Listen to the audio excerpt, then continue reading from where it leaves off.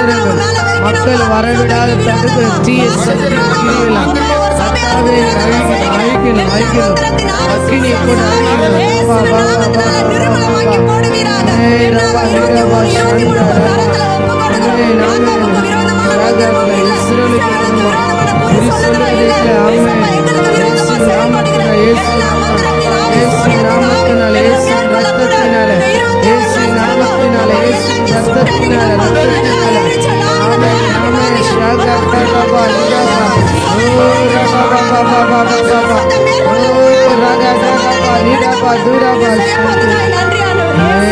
Jesus, hallelujah.